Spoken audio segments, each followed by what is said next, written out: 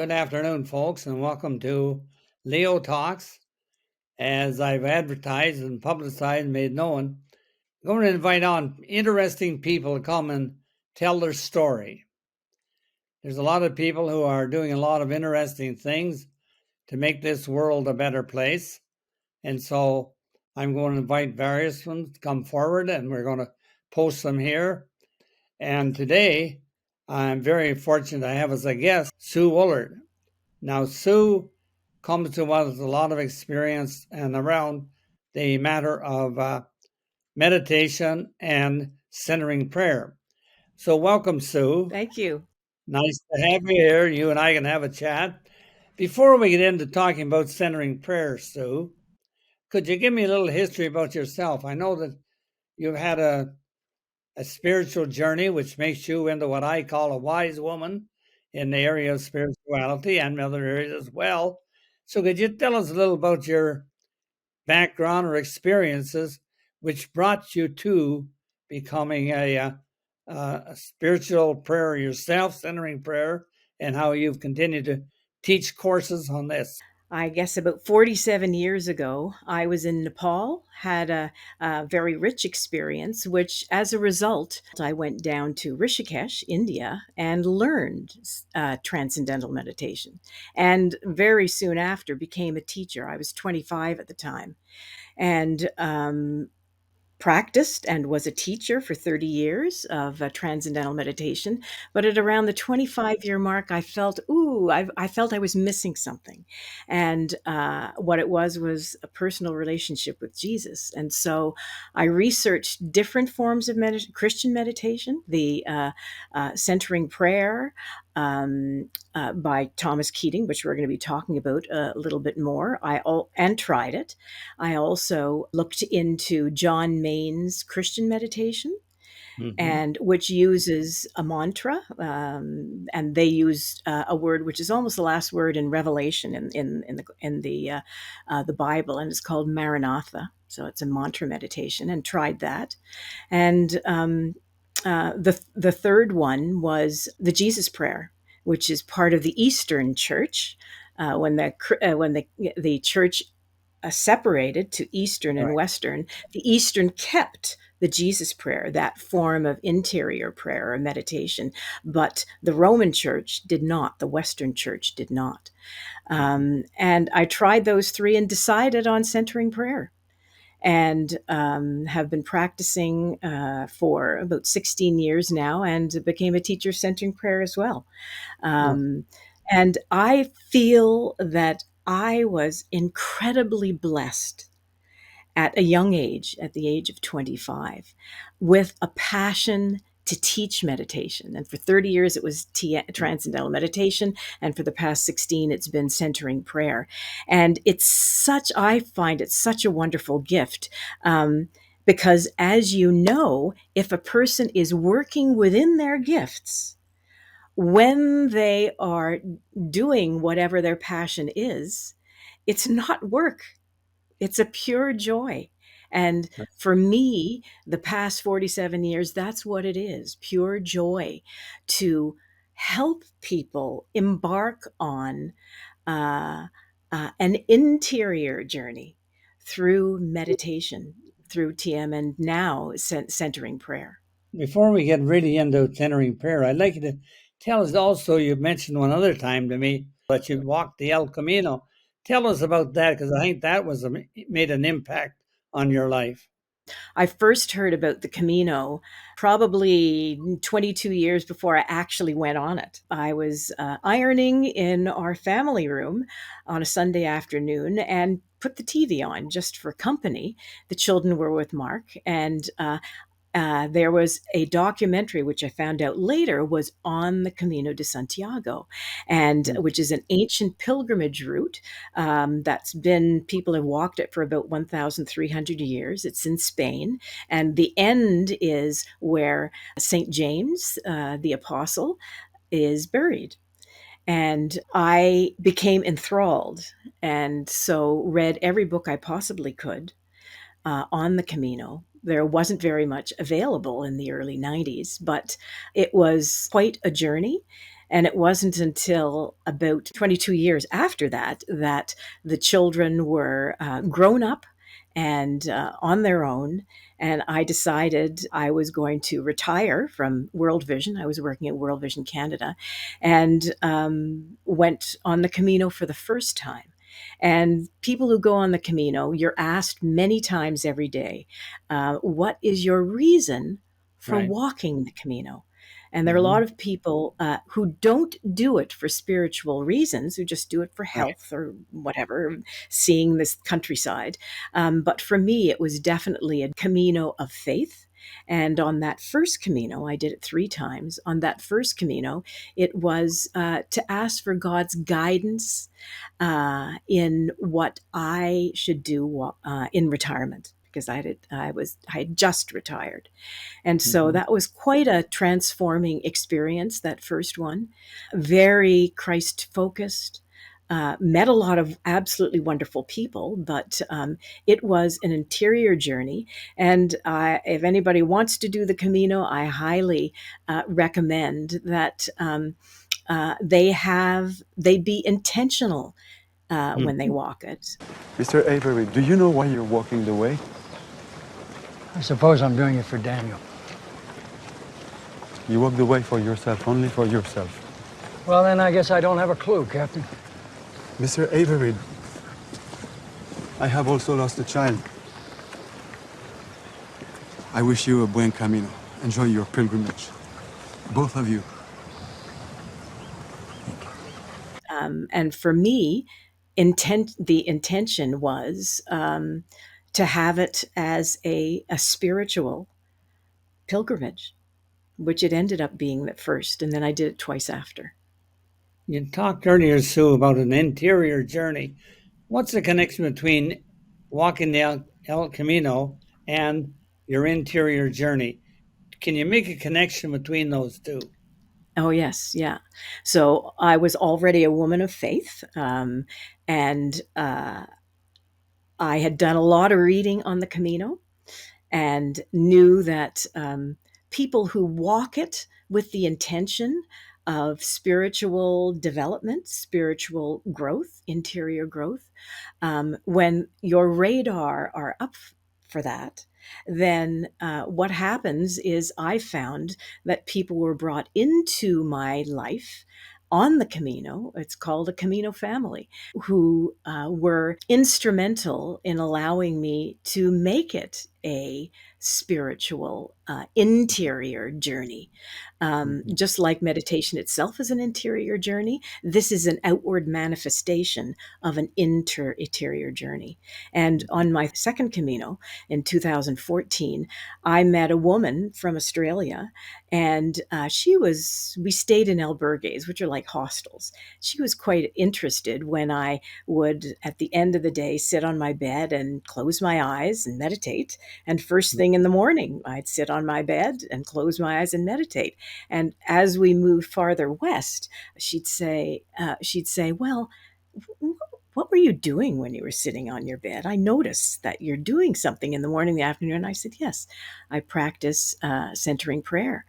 And that was fine the first time. And then, a couple of days later, "Can you tell me more about centering prayer?" Until finally, in the end, she asked me if I would teach her how to practice centering prayer. And for me, that was uh, the cherry on the top of that second Camino, for a good friend of mine who I'm still in contact with, to ask me to teach her centering prayer. That was wonderful. I think in some ways, Sue, with your first journey on the Camino and then their centering prayer, did it kind of come together for you when you practiced centering prayer as well as walking the Camino? Absolutely. The Because I was practicing a centering prayer and had a deep desire for 20 years prior, educating myself on what the Camino was, I knew what it could be. I knew that it could be a deep and profound spiritual journey. And that was my desire and intention in walking it. And of course, it's a twice daily practice, both transcendental meditation and centering prayer. The recommendation is to practice twice daily. And then I know a lot of people have great difficulty with this. They have busy lives. But for me, I never had difficulty with that my whole life for 47 years because it's for me it was a priority and I noticed a profound difference in my everyday life. Mhm. So having those two, having centering prayer as a spiritual practice that I could do while I was walking the Camino for 43 days, the two just went hand in glove, and each made the other experience much more rich and profound. Earlier on, Sue, you mentioned about being introduced to centering prayer as a form of because meditation has many different models, and Mhm. you've chosen centering prayer. Um, and Father Keating, somehow there's again another connection in your life where you got connected with him and his teachings, and did that introduce you to centering prayer, or can you give me a little bit of history on your beginning of centering prayer? Okay, that's a good question as well. So when I was doing research, when I decided that I wanted to move to a Christian form of meditation, I researched the three. I researched the Jesus Prayer. And did it, and also John Main's Christian meditation, and it's through my internet research and reading books that I found out about the other. And in doing research, I found out about centering prayer, and Oh, then got a couple of books, got in touch with the organization, although I didn't have very much to do with it. And I bought they have, for centering prayer, they have what's called the boxed set. So I didn't know anyone who was in centering prayer in Toronto. But I bought the boxed set. There are lots of DVDs and videos and stuff. So I yeah. listened to all of them. And then one day decided I would change from practicing transcendental meditation to practicing centering prayer because I knew that I didn't want to continue with transcendental meditation, although I was incredibly grateful to Maharishi for what he has done with the transcendental meditation. But I really felt uh, much of a bigger, deeper connection to Jesus in practicing centering prayer as opposed to practicing uh, transcendental meditation. Mhm. I think as you tell your story, Sue, I get a real sense of moving ever more deeply into your own spirituality, your own spiritual life, and the growth and transformation. And maybe you could talk a little more about that of how it has really been a transforming energy, a power within you over those years. Wow. Um, Tough one. well, centering prayer is a spiritual practice, and a spiritual practice that people can adopt um, when they are starting a spiritual journey. So Mm. it's something that doesn't happen overnight. Uh, Being in union with God isn't something that happens overnight. It's something that you make a commitment Oh yeah. to practice twice a day, every day, because I felt that I was experiencing change, Mm. becoming less anxious. After practicing centering prayer every morning and afternoon, I read back Galatians, the fruits of the Spirit. Love, joy, peace, patience, goodness, kindness, gentleness, faithfulness, self control. And against these things, there is no law. And I felt over time in doing centering prayer and saying that prayer after as my after centering prayer um, that my life was starting to manifest more those qualities. of deeper love, deeper joy, Mm-hmm. deeper peace, deeper patience, and all the other things. So I felt the transformation was happening.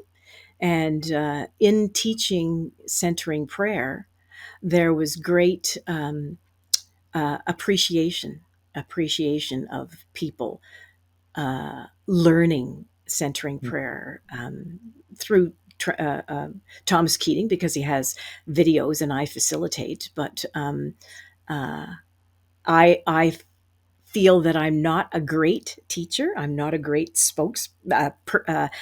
public speaker, but I make up for it in enthusiasm because I am very enthusiastic about Right. I meditation guess. and spiritual practice and having people embark on that and encouraging them. Well, supposing, Sue, I never heard of centering prayer, and you said, Leo, I'm going to teach you how to pray. And I'm expecting you're going to teach me some Our Fathers and Hail Marys. And then you say, no, no. You're just going to be learning to meditate, and our model is centering prayer. Where would you go from there? The thing that you just asked was you thought that I would be teaching you rote prayers, Catholic rote prayers. And No, those are absolutely wonderful.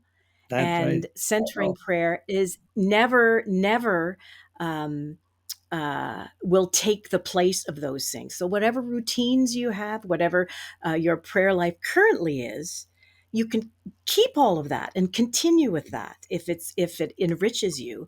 But you can add something called centering prayer, and it is a form of meditation that what it does is it transcends um, ordinary thinking and introduces you to the dynamic of interior prayer, Mm, interior purification.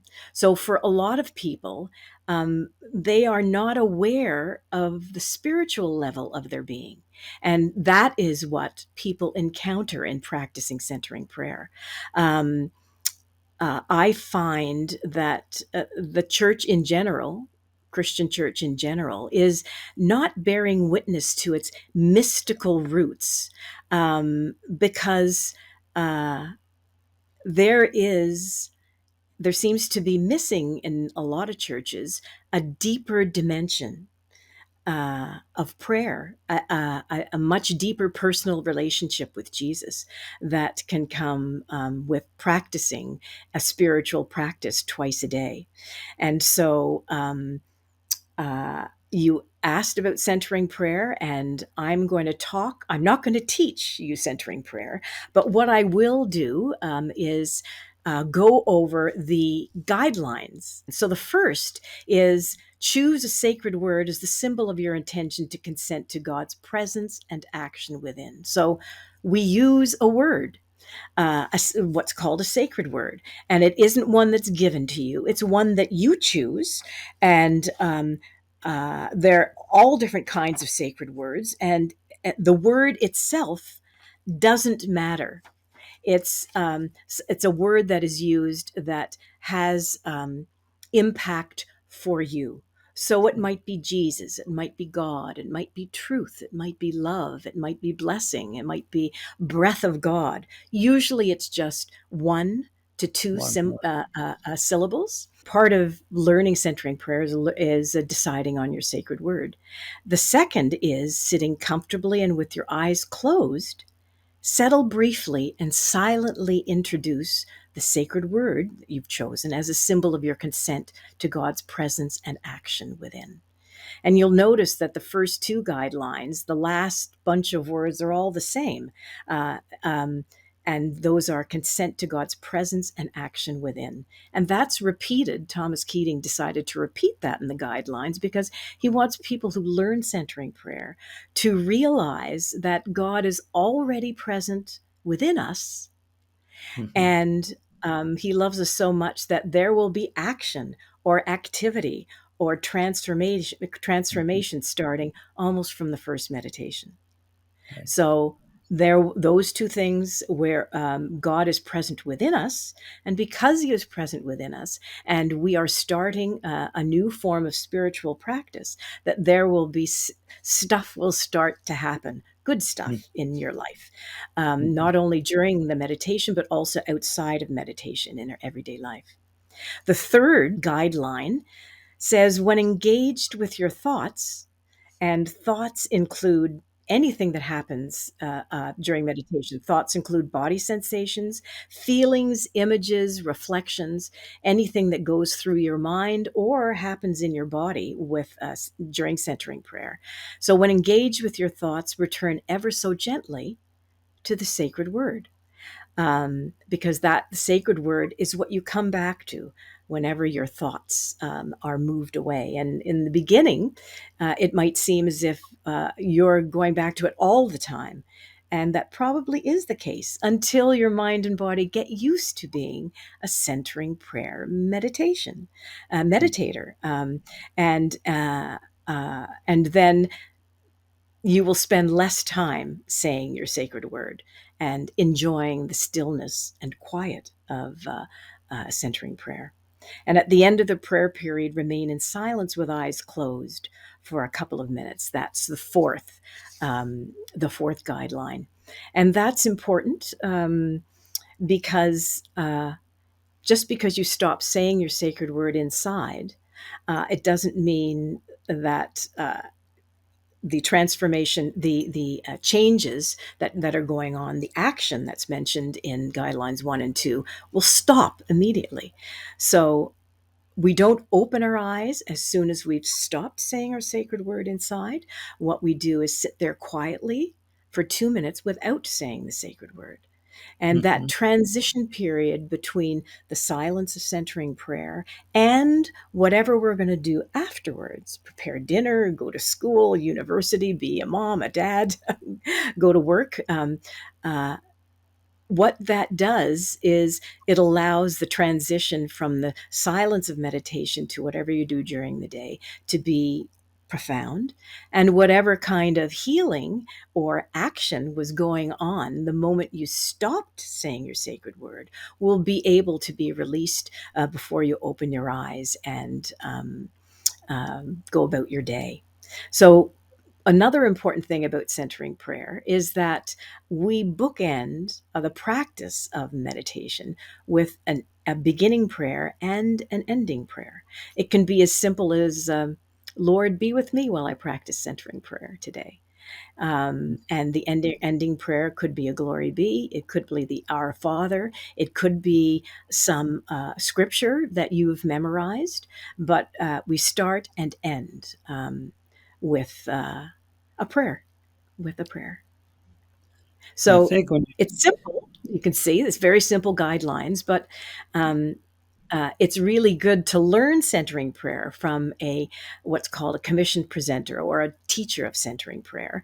And I've been doing that for the past 2 years on Zoom during COVID.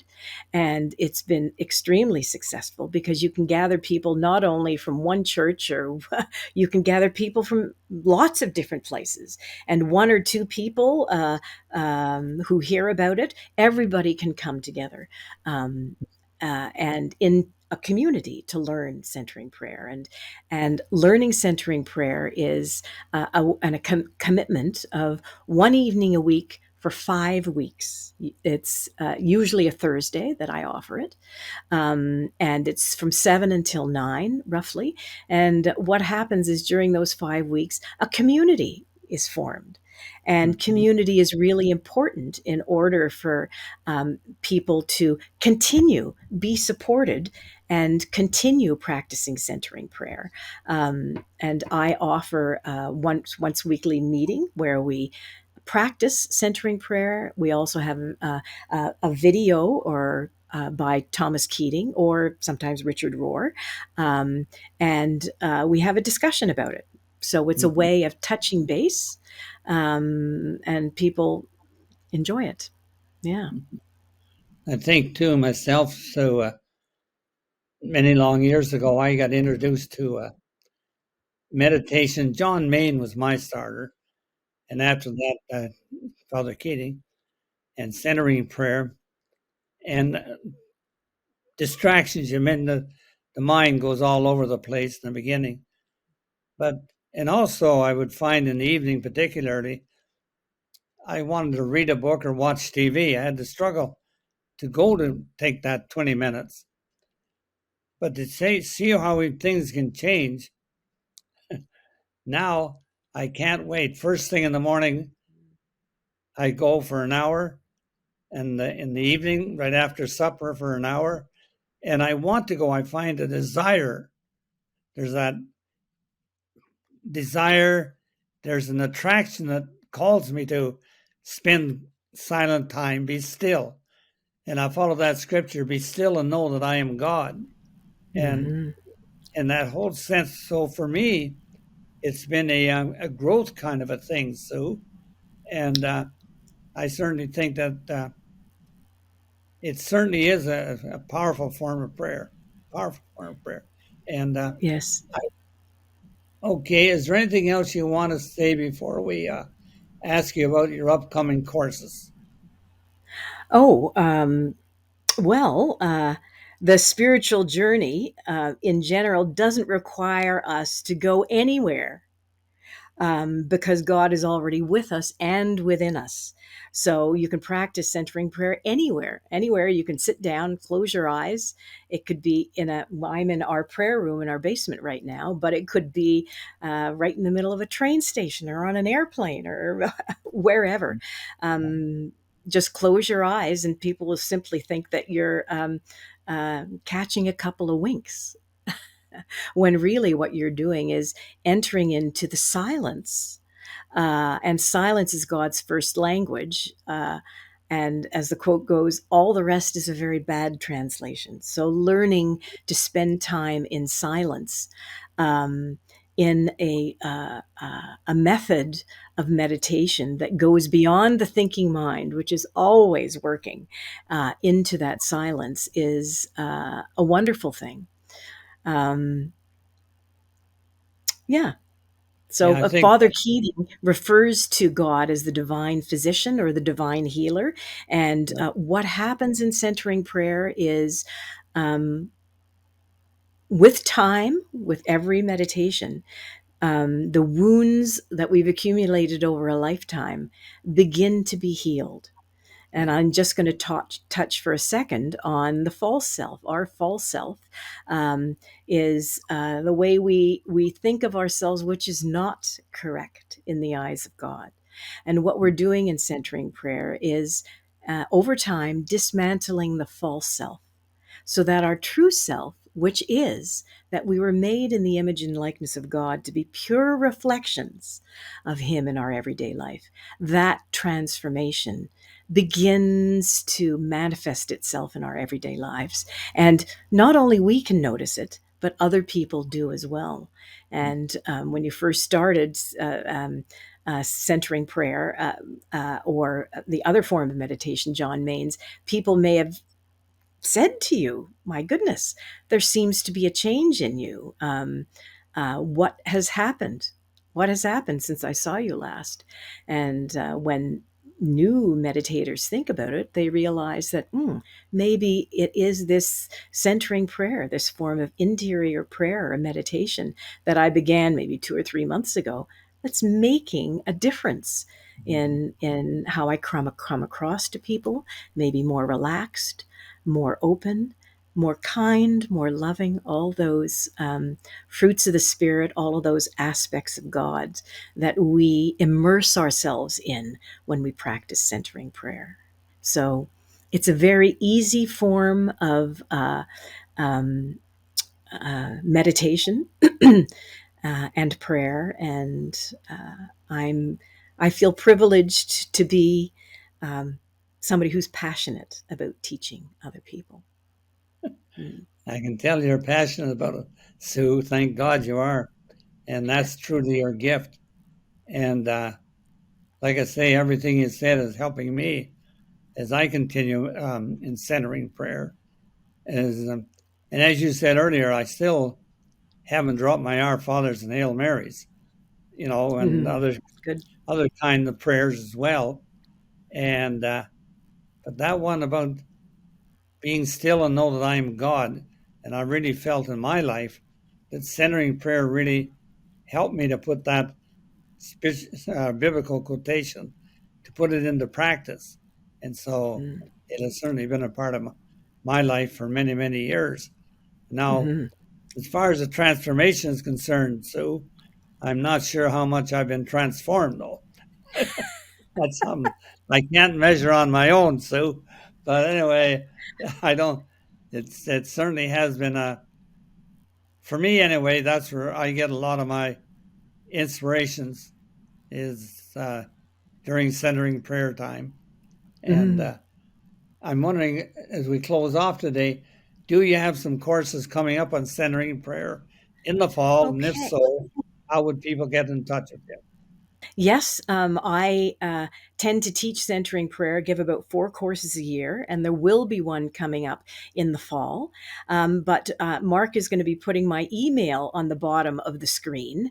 Oh, And anybody who is interested in learning centering prayer, just email me and I will send them information about the next course I'm giving.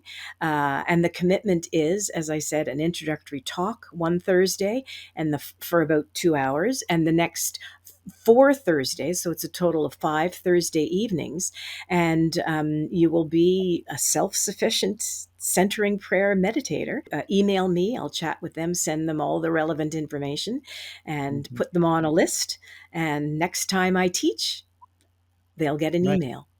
Well, I Yeah. know your courses have been very popular last year, and I'm sure no reason why they won't continue to be, because I'm sure that the Spirit is working in you and through you, Mm. and somehow the Spirit's touching the hearts of so many people who are today, because of our desire for spirituality. And I think there is that hunger and thirst in people. And I think that in many ways, centering prayer can certainly play as a spiritual practice, can play a tremendous role for good in the lives of people. So, like you, Sue, I highly recommend it. And Mhm. and I want to thank you for coming on today and sharing with us on centering prayer and meditation. So I thank you very much, and I hope this is of interest to the people who will tune in and listen to you, Sue. And we will Mm. probably do this again sometime later in the year. So thank you. Okay. Thank you for Okay, inviting me, Father. It's been a pleasure chatting it's with you. been a pleasure to talk to you. Thank you to Sue. And this is one topic we've talked about. There's many other topics we will be dealing with and entering in them, and hopefully we will post all of those on leospot.ca in early September. So until then, God bless and have a good day. God bless. Thank you, Sue. Bye bye. Goodbye.